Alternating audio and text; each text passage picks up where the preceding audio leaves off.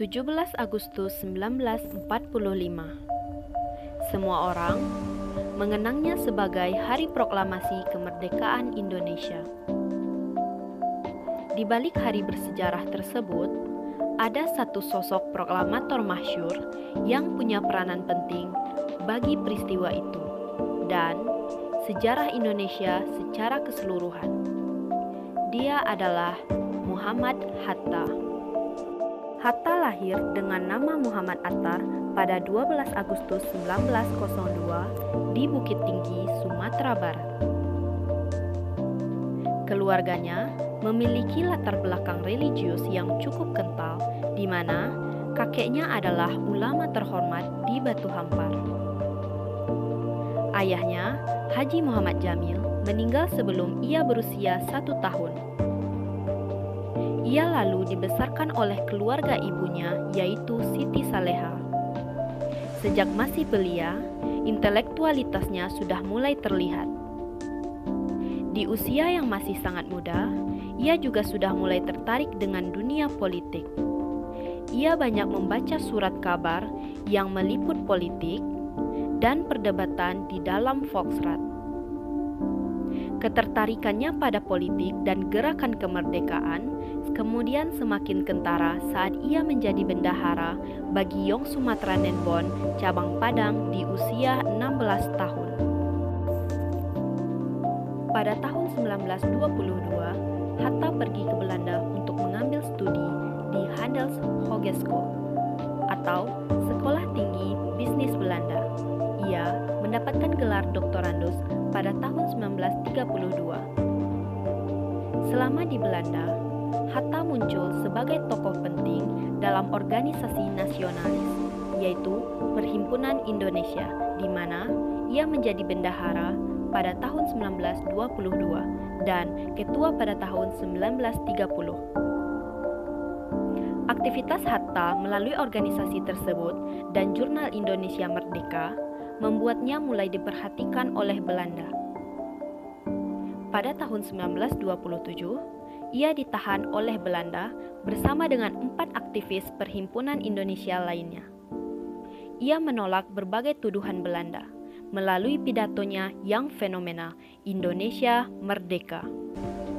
Saat Hatta kembali ke Indonesia pada Juli 1932, ia menjadi tokoh nasionalis paling berpengaruh di dalam negeri. Bersama Sultan Syahrir, ia menggerakkan Pendidikan Nasional Indonesia atau kerap dikenal sebagai PNI baru. Sayangnya, sikap Belanda di Indonesia ternyata lebih keras ketimbang di negara asalnya. Pada Februari 1934, ia ditahan bersama Syahrir dan anggota PNI baru lainnya di penjara Glodok. Ia kemudian dibuang ke Tanah Merah Bovendigul tanpa proses pengadilan. Bersama Syahrir, Hatta lalu dipindahkan ke Banda Neira pada tahun 1936, di mana ia bertemu dengan 2 tokoh lain, yaitu Cipto Mangunkusumo dan Iwa Kusuma Sumantri. Di masa pendudukan Jepang, Hatta dianggap sebagai tokoh yang terlalu berpengaruh, sehingga mereka memilih untuk tidak menentangnya terlalu jauh. Hatta memang memilih berkooperasi dengan Jepang, tetapi ia menggunakan posisinya untuk meningkatkan semangat nasionalisme dengan kemerdekaan sebagai tujuannya. Selama pendudukan Jepang, ia menjadi wakil ketua dari Putra, anggota BPUPKI, dan juga PPKI. Seiring dengan revolusi masyarakat Indonesia yang tak terbendung, Hatta bersama Soekarno tampil sebagai pemimpin utama gerakan tersebut. Akhirnya, pada tanggal 17 Agustus 1945, ia menjadi salah satu proklamator kemerdekaan Indonesia. Semasa Bung Hatta menjabat sebagai wakil presiden, ia kerap menyampaikan perhatiannya terhadap ekonomi dan koperasi. Sejumlah buku ia tulis tentang koperasi. Oleh karena itulah, tahun 1953, Bung Hatta dinobatkan sebagai Bapak Koperasi Indonesia.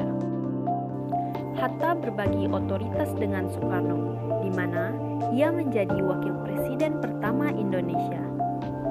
Selama 5 tahun pertama, mereka saling membagi tugas dan bekerja secara harmonis untuk negara yang masih sangat muda. Muhammad Hatta mundur dari jabatannya sebagai wakil presiden Indonesia.